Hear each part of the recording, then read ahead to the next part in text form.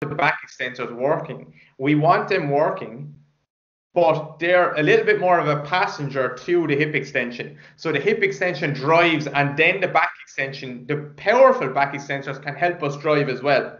The problem is people are going back extension and maybe finishing with their hips. Probably not most of the time. Yeah. And that if you flip that up and you look at a good runner versus a bad runner, you're going to see back extension before hip extension as well. So the driver is their back, and then the hip is kind of helping that. It has to be, simply has to be the hip first and then the back. And then isn't that the same from what I'm gathering from the single leg stuff, that you need to have the hip then before the knee going down? Yeah. So that, like, attacking my body like that over the last month feels that like the lower back has I don't know, because I haven't really even done much direct work for my glutes, and like my ass has, like, it's ridiculous. It's a joke how big my arse is after getting.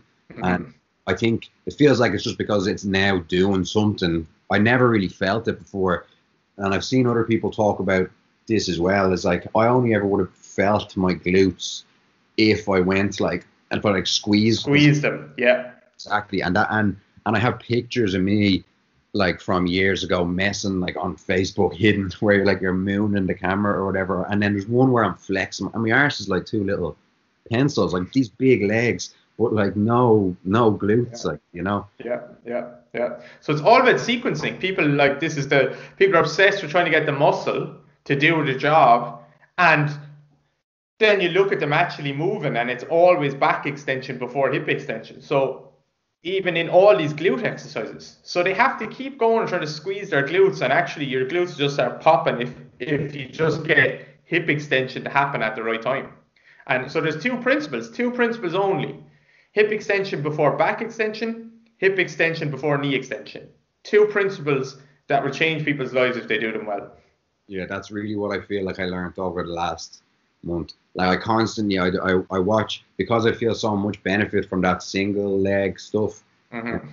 I go back and I watch the videos and I watch the cues, and I've seen you talk, and I've seen the comparison with the runners and stuff that you shared, and it's so evident the difference when you do it yourself, you know.